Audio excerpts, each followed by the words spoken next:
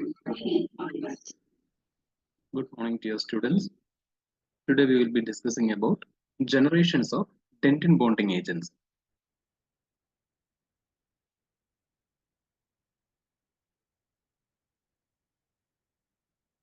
These are the contents we will be discussing today.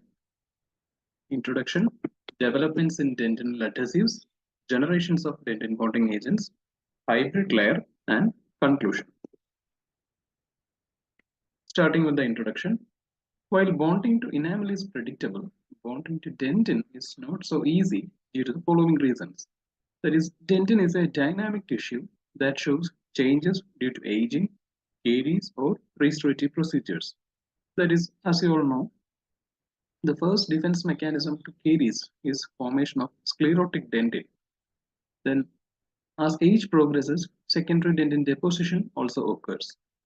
And as part of restorative procedures, especially during deep caries management, when we place DICAP as a liner for pulp protection, reparative dentin formation can also occur.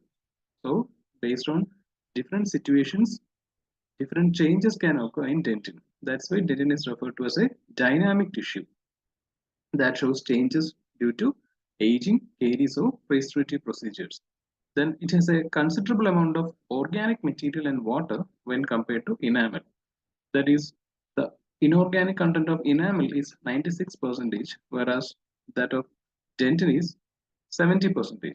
On the other hand, the organic content of enamel is just 4%, whereas that for dentin is 30%. So, dentin is having a considerable amount of organic material and water when compared to enamel. Then the dentinal tubules are filled with dentinal fluid, which constantly flows outwards from the pulp.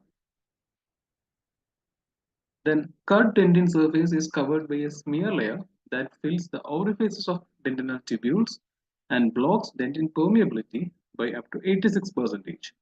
Then dentin is in close proximity to the pulp, so different chemicals used for etching and dentin bonding may irritate the pulp, as the components of these adhesives can move through the dentinal tubules into the pulp and can irritate the pulp.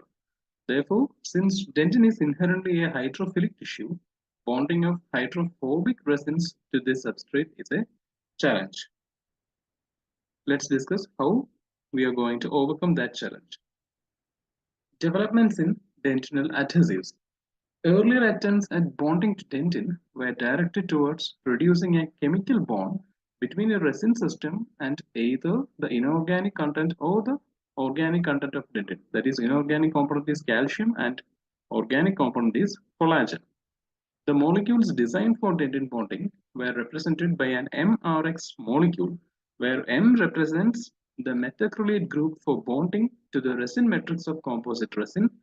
R acts as a spacer, such as a hydrocarbon chain, and X is the functional group for bonding to the organic or inorganic component of dentin. Then compounds like NPG-GMA, which is a condensation product of N-phenyl glycine and glycidyl methacrylate, then polymerizable phosphates and polyacrylic acids were used. But these agents did not produce reliable bonding to dentin intraorally. That is, they showed good results when tested in vitro. That is, when tested under experimental conditions, they might have produced good results, but when tested intraorally, they failed to give a proper result. An important breakthrough in dentin bonding was the development of total etch concept by Fusiyama in 1979. He demonstrated that etching both enamel and dentin with 37% phosphoric acid did not cause any pulpal damage and that it improved the retention of composite resins in dentin. Another significant development was the introduction of hydrophilic resins by Nakabayashi in 1982. He showed that following etching of dentin, application of hydrophilic resins resulted in resin infiltration of the exposed collagen mesh to form a hybrid layer of resin infiltrated dentin, and this was responsible for micromechanical bonding to dentin. However, it was only in the 1990s that dentin etching and hybrid layer formation have gained global acceptance. And all these developments in dentinal adhesives have been categorized as different generations as follows. These are the list of chemical abbreviations used. Examples: bis-GMA represents bisphenol glycidyl methacrylate, HEMA denotes 2-hydroxyethyl methacrylate, and penta, dipenta-erythritol, penta-acrylate monophosphate, and so on. So these are the common abbreviations which we will be going through in the coming slides. First generation dentinal adhesives. The development of NPG-GMA, which is a surface active co-monomer, was the basis of the first commercially available dentin bonding agent, which was known as Cervident, produced by SS White Company. Theoretically, NPG-GMA was supposed to chelate with calcium in dentin to form a water-resistant chemical bond to dentin. But the bone strengths produced by this agent were very low, that is only 2 to 3 megapascals. Clinically, this agent did not successfully bond composite resins to dentin, and hence it was discarded. Next came second generation dentinal adhesives. It was introduced in the late 1970s and attempted to bond chemically to either the inorganic or the organic components of dentin. They contained phosphate groups, amino acid groups, isocyanate groups, or carboxylic acid groups to affect the bond to the calcium or the collagen of dentin, but they produced only limited bond strengths of 5 to 6 megapascals. Clinical applications did not succeed due to their lack of hydrolytic stability. Also, they primarily bonded to the smear layer and not to the underlying dentin. Example: clear fill bond system F, bond light, Scotch bond, etc. The dentin bonding agents bonding to the inorganic component of dentin were phosphate group and amino group, and those bonding to the organic component of dentin contained isocyanate group and carboxylic acid group. Next came the third generation dentinal adhesives. They attempted to deal with the smear layer as well as the dentinal fluid. They employed two approaches. The first one, modification of the smear layer to improve its properties, and second one, removal of the smear layer without disturbing the smear plugs that occlude the dentinal tubules. The idea was to avoid aggressive etching of dentin because of concerns that acid etching of dentin can cause pulpal inflammation. They used milder acids like 2% nitric acid, 2.5% malic acid with HEMA, 10% citric acid with 3% ferric chloride, and 10% phosphoric acid. These dentinal adhesives continue to involve MRX chemistries for the most part, and examples include Tenua, Scotch-Bond 2, Gluma, C and B Metabond, etc.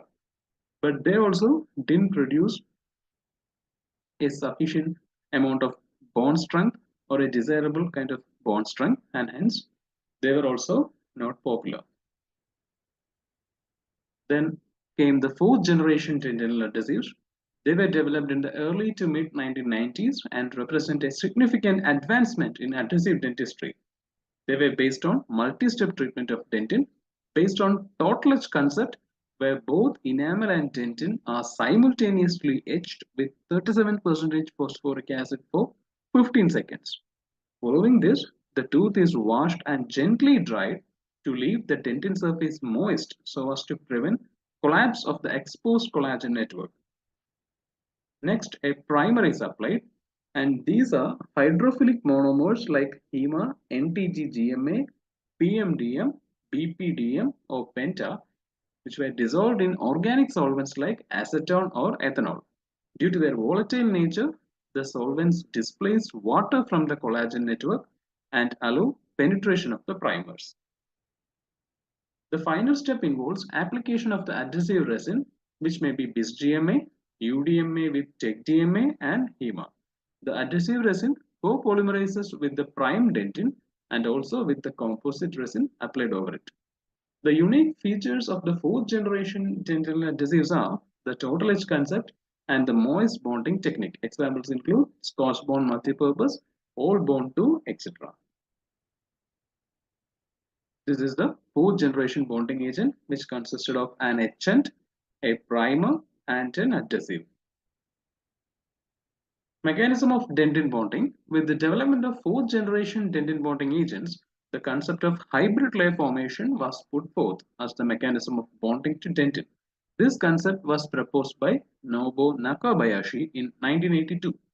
This layer is formed by the interdiffusion of the low viscosity monomers into the exposed collagen network and the intertubular dentin to form a micromechanical bond with the dentin. The hybrid layer is a resin-dentin interdiffusion zone. Bond strengths of these adhesives range from 17 to 24 megapascals. This is the diagrammatic representation of total etch technique. That is, in the first picture, you can see smear layer produced on the cut dentin, and after acid etching and rinsing, the smear layer got removed, and the underlying collagen fibers and hydroxyapatite crystals got exposed. And after application of dentinal adhesive and placement of composite resin, you can see the dentinal adhesive bonding the composite resin to the underlying dentin. And we can also appreciate the hybrid layer formation, that is the resin dentin interdiffusion zone. And the third picture is dentin after application of adhesive and composite resin. Next, the fifth generation dentinal adhesives. They are actually a simplified version of the fourth generation adhesives. Here, the primer and adhesive are present in the same bottle rather than two separate bottles as seen in the fourth generation. Though they require fewer steps to achieve dentin bonding, these agents are inferior to the fourth generation bonding agents in terms of their bond strengths. Examples include single bond, Gluma comfort bond, etc. This is the fifth generation bonding agent. Next, we are going through the composition of some third generation, fourth generation, and fifth generation adhesives. First one is third generation adhesive. Examples: Scotch Bond 2, Tenue, Gluma, etc. And in case of Scotch Bond, the HN used was 2.5% malic acid and 55% HEMA. The primer used was HEMA and adhesive was bis GMA plus HEMA. Similarly, fourth generation dentin adhesives, all bond 2, the HN used was 35% phosphoric acid and the primer used was 2% NTG-GMA in ethanol or acetone and adhesive was bis GMA plus HEMA. And in case of fifth generation adhesives, in case of one step, the HN used was 32% H3PO4 with benzalkonium chloride for 15 seconds and the adhesive used was bis GMA, BPDM, HEMA and acetone. Here we don't see a primer and adhesive separately as the primer and adhesive are combined in one bottle. Then moving on to the sixth generation dentinal adhesives. In an attempt to further simplify the bonding procedure, the sixth generation adhesives were developed. They do not require a separate etching and rinsing step. They are basically of two types, self-etching primers and self-etching adhesives. First one, self-etching primers. Here, the etchant and primer are in one bottle while the adhesive is in a separate bottle. First, the etchant and primer are applied on the tooth surface, which is then followed by the application of adhesive agent. Subsequently, the bonding agent is light cured. Example, Clearfill SE bond and Xeno. Next, self-etching adhesives. In these, the etchant, primer and adhesive are all in one package but require mixing before application on the tooth surface. Example, Prompt L Pop. These are some of the examples of sixth generation bonding agents. In the first case, self-etching primers, both etchant and primer were in one bottle and adhesive was in a separate bottle. And in self-etching adhesives, they were all available in a single package. That is, in two bottles they are available, but we have to mix it before applying onto the tooth surface. The sixth generation bonding agents are easy to manipulate and exhibit favorable bond strengths to dentin, but their bond strengths to enamel is poor. Next, the seventh generation dentinal adhesives. It is considered to be the most recent generation of dentin bonding agents among the popularly used bonding agents because very recently an 8th generation bonding agent was also developed. And this 7th generation is considered to be the true all-in-one adhesives. That is, they combine the etchant, primer, and adhesive in one bottle. Unlike the sixth generation adhesives, they do not require any mixing before application on the tooth surface. Primarily, these agents are intricate mixes of hydrophilic and hydrophobic components in one bottle. Example, Clearfill S3 bond, G bond, and Xenophore.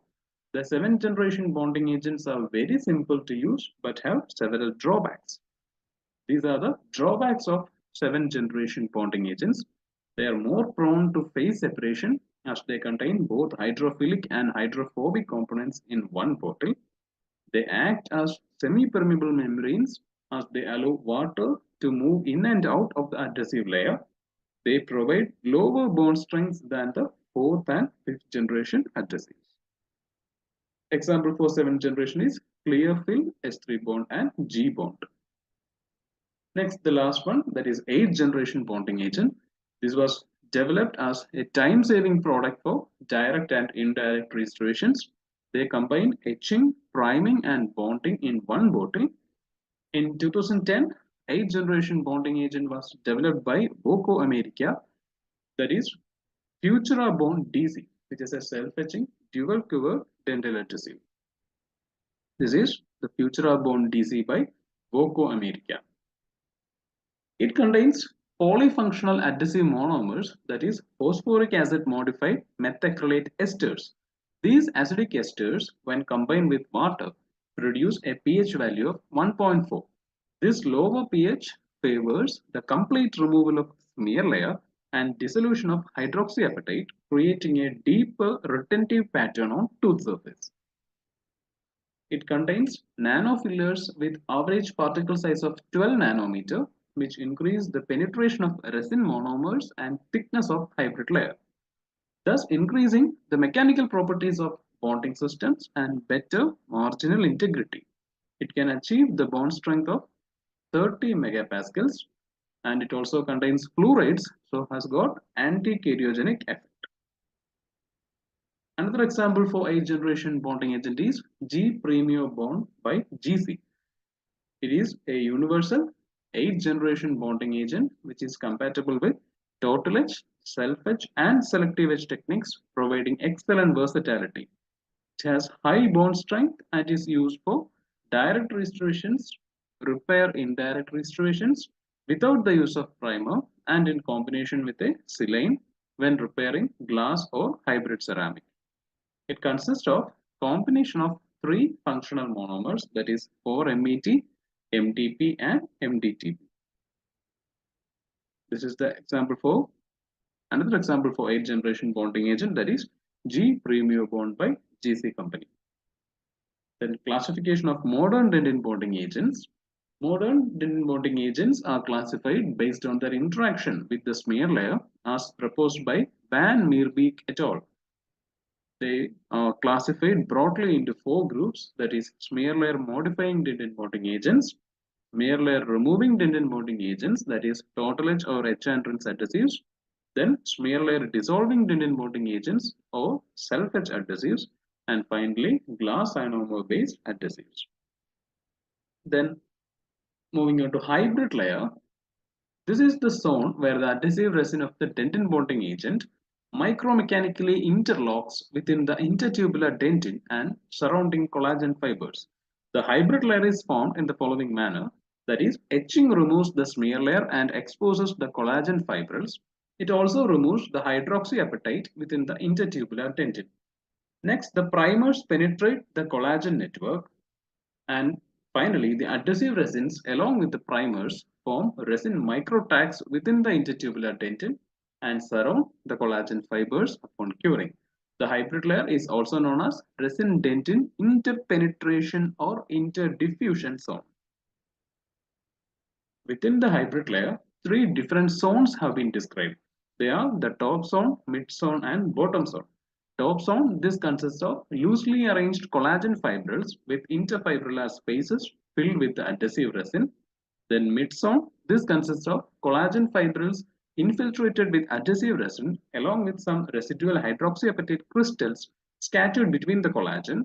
And bottom zone, this zone shows a gradual or abrupt transition to the underlying unaltered dentin with partially demineralized dentin containing hydroxyapatite crystals enveloped by adhesive resin.